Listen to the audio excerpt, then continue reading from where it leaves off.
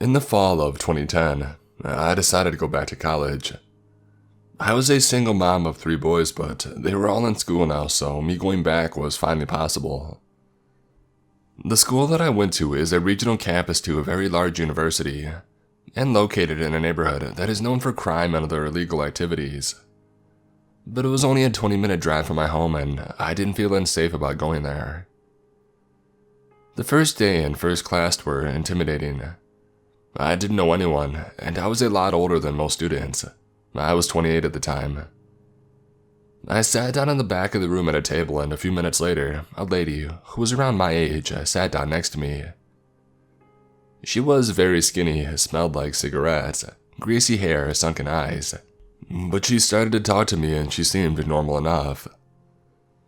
She started off the normal conversation telling me that she chose to sit next to me because I was wearing the prettiest blouse in the room.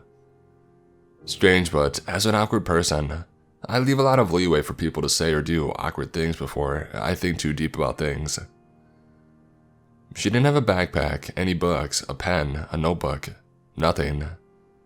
She said that her financial aid hadn't come through yet, but she didn't want to fall behind in classes and asked if she could share my book.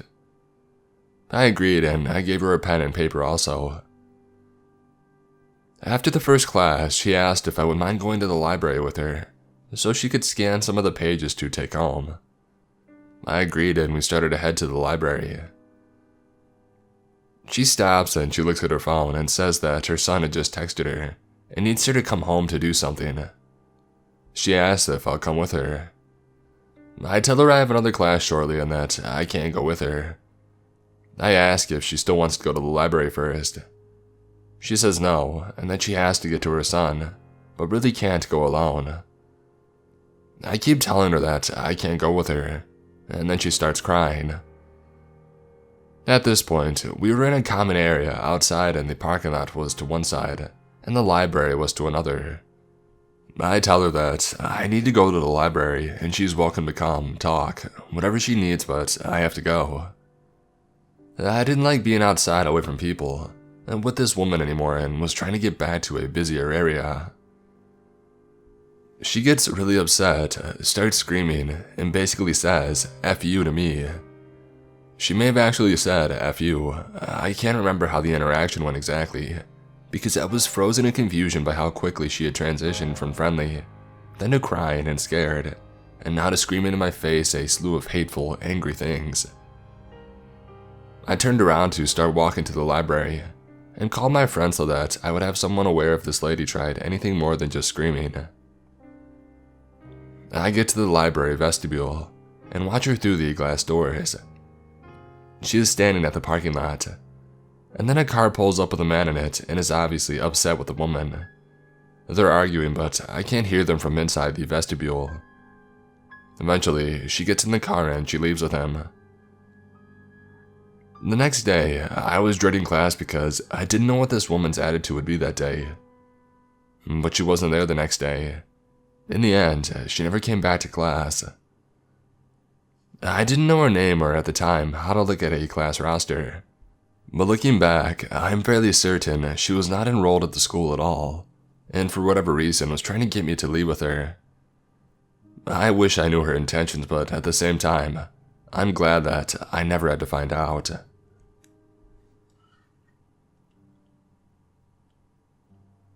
I was in college.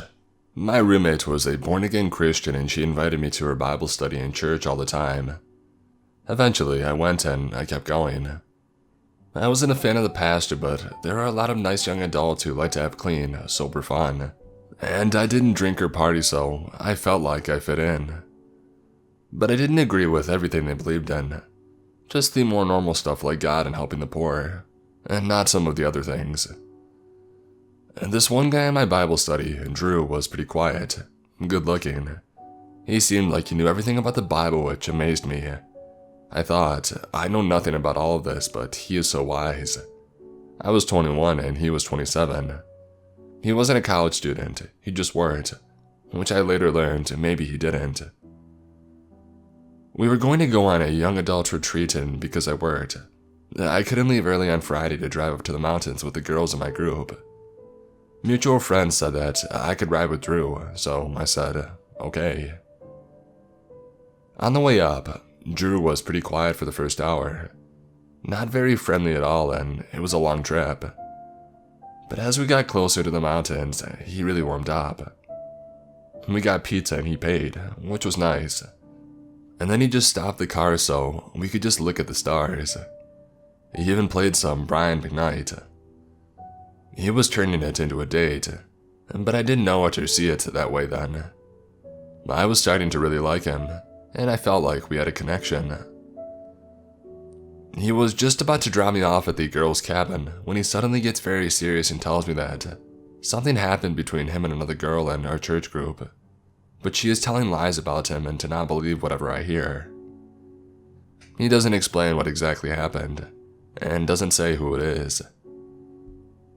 I enter the cabin, and all the girls are there, and very quickly one girl, Bree, who is probably the youngest in the group, she's 19, tells all of us, "Ladies, there's a wolf in sheep clothing among us at this retreat."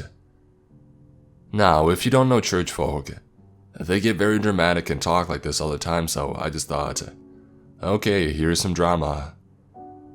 She tells us this story about how she was talking to some guy here, but he started stalking her and wouldn't take no for an answer, and he even threatened her sister.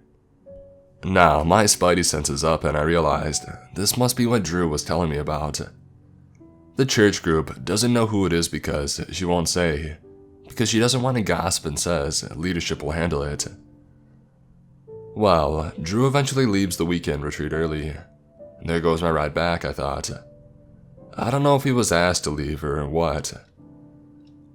That week though, Drew asked me to hang out and we do. I still like him, and I don't know who to believe. On our hangout, we don't really do anything.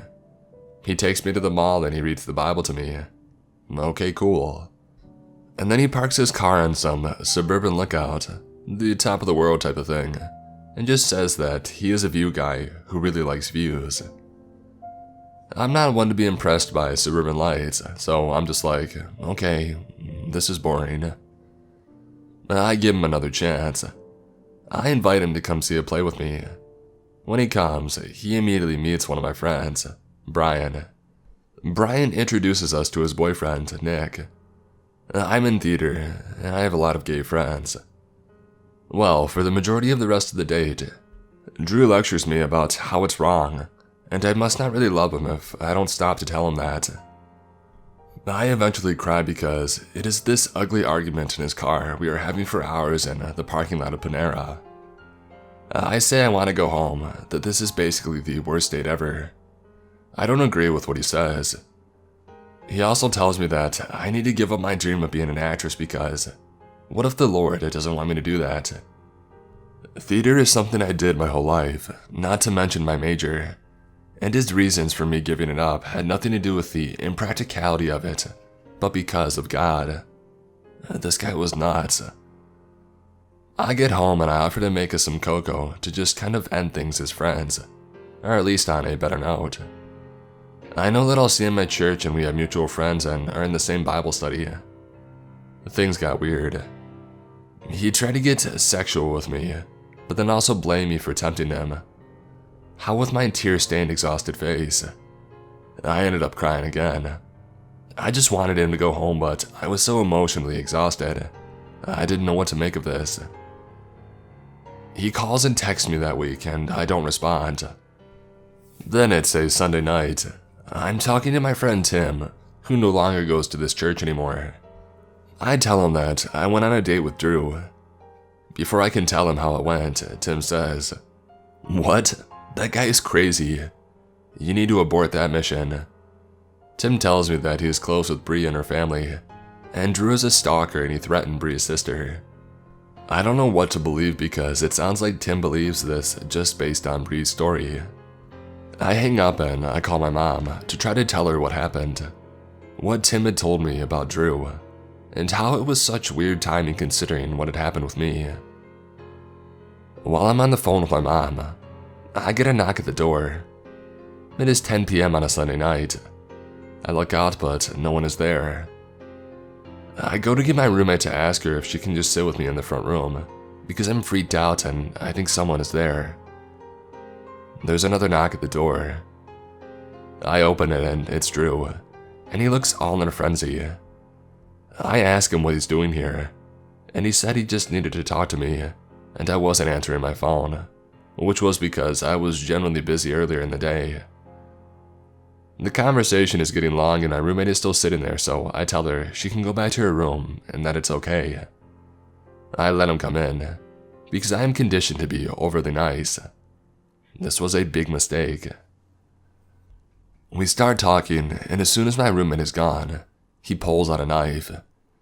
He starts saying how he was worried my neighbors did something to me because I wasn't responding to him, and he didn't know what kind of situation he would be walking into. I have zero fighting skills, no experience in this situation at all, so I calmly say as casually as possible, "Hey, can you just put the knife away? It makes me feel uncomfortable."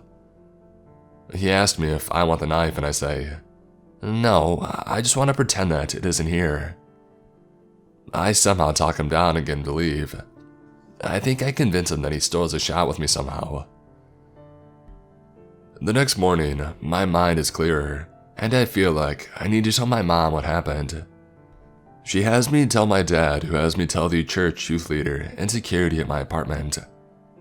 I tell the cop the whole story, and he says that this guy is definitely a stalker, and that I will see him again unless the police call him. I say, "It's fine, I think everything will be okay, there's no need to call." I just didn't want any more drama. I had never talked to the police about anything before. I was still processing and I didn't understand that this was really serious. My mistake. The next night, I went to a party, another church-related one, but Drew is not supposed to be here. He told me that he wasn't going. Well, he is there. I decided to leave, but my 21-year-old self doesn't think to ask to have someone walk me out. I figure if I leave and he's still there, problem solved. I didn't anticipate him realizing that I left and following me. I'm walking to my car in a dark apartment parking lot and I hear him call out my name. He's following me. I start running and I say that I don't want to talk. And then he chases me. I'm clicking my car to open thinking, oh, this is how the girl dies because she did not let the cop call the stalker because she's dumb. But thankfully, my car unlocks, I get in, and I drive away. The problem is, this guy knows where I live. I move out 2 weeks later, and I block him on all social media on my phone. Drew eventually somehow managed to make another Facebook profile, and sent me a message that summer saying he was praying for me, and that he had forgiven me for trashing him to people, even though I still never told anyone what had happened, except for the useless pastor who did nothing. That was the last that I saw or heard from him. Unfortunately, this predator continues to serve at that church in the junior high ministry of all places, among many young girls. No one on church leadership listened to me or to Bree, who both complained that this guy was stalking us. I never reached out to Bree to let her know what had happened to me, and I never got to hear her story in detail. But I had told the younger adult pastor about the knife and him trying to get sexual with me and how I was scared. Thankfully, I don't go to that church anymore. What sucks is, I have had a few experiences with crazy religious dudes. This was the first but not the last. I'm still trying to come to terms with why that is.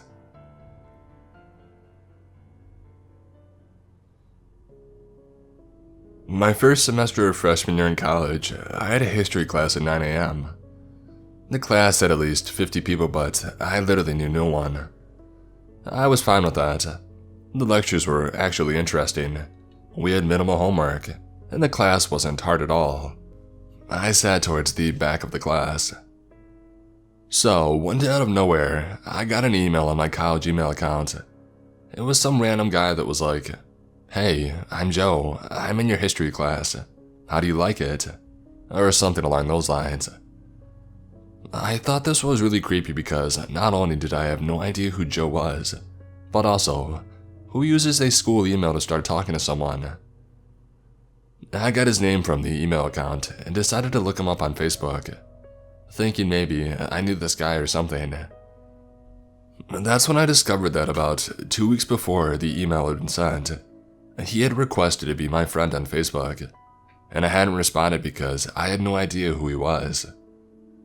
He also messaged me 11 times and Facebook called me. Okay, what the heck? So, I spoke to my roommate and her friend that night about it. They basically told me that I should just message him and tell him that I'm not interested. I messaged him back on Facebook and told him basically, no thanks. He seemed to get the message and it was fine. I looked for him in class next Monday and realized that he sat about 4 rows in front of me near the middle of the class. He would fully turn to stare at me throughout the class, and I considered telling the professor because he made me so uncomfortable. Thankfully, we only had a couple of weeks left. After the class was over, I figured I wouldn't see him again. Different majors, he was older, and I didn't really think about him. I had a math class on the other side of campus next semester. I could have taken the trolley, but I normally like to take the 15-minute walk to get there. One day, as I walked in the building, I saw Joe walking out. I basically opened the door to go in as he was standing there about to leave. He didn't even move and he just stared at me, waiting for me to walk past him. By the way, he was easily over 6 foot and pretty big.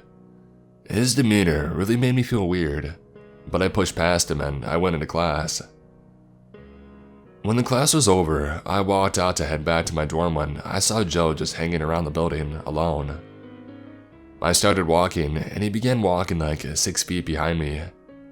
Okay, weird, but maybe he's just going somewhere. After a couple of minutes, I got more and more nervous about him, and I spotted 2 of my roommate's friends in front of me walking to the dorm as well. I literally inserted myself into their conversation and was just like, "Hi, I know you barely know me, but please walk with me. I'm being followed." And they were really cool about it. He continued to follow us until we came to a crosswalk. He walked past us, turning to stare directly at me. And the look he gave me freaked out the 2 girls I was with so much that they suggested we take the long way back to our rooms. We did, and despite the fact that we should have seen him again on this path, we didn't. The weirdest part of all of this is why he was hanging around the building. He had been walking out as I went in. My class was over an hour, so he should have been long gone by then. The only restaurant on that side of campus was closed by then, and if he had had class, he would have still been in it. I got out a couple of minutes early. So was he literally just waiting for me to leave? I honestly don't really want to know. Joe, let's not meet again.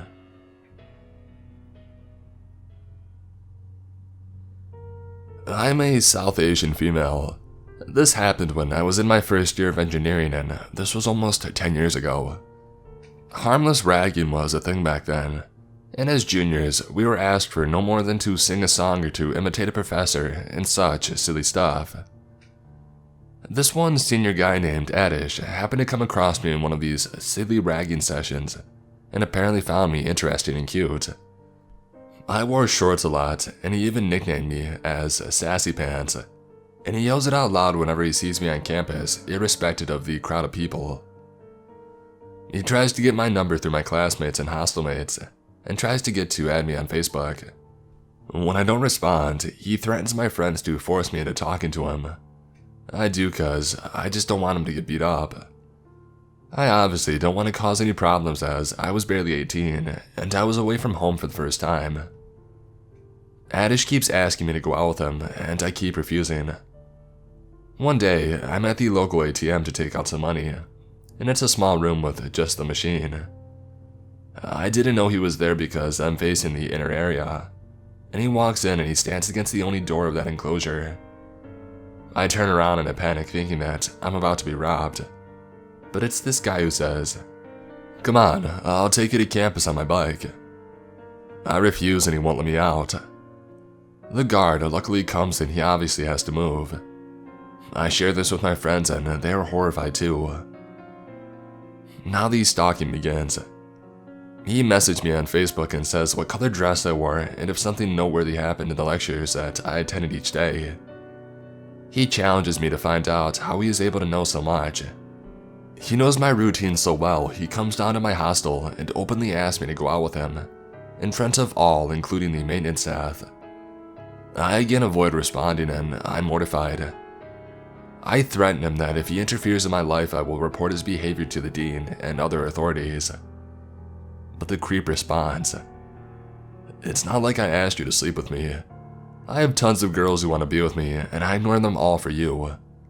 I know girls play the hard-to-get card, but this is way too arrogant for you." This goes on for 6 months, nearing the end of the semester. Thankfully, he is in the final year and will graduate and get the heck out of here. That was the only thought keeping me from having a nervous breakdown. On the day of the Foundation Day celebration on campus, it's evening and he calls on my phone and asks me to meet him one last time. I ignore his calls as usual. He calls one of my friends and threatens to throw acid on her, which she tearfully calls me and informs me, leaving me visibly shaken.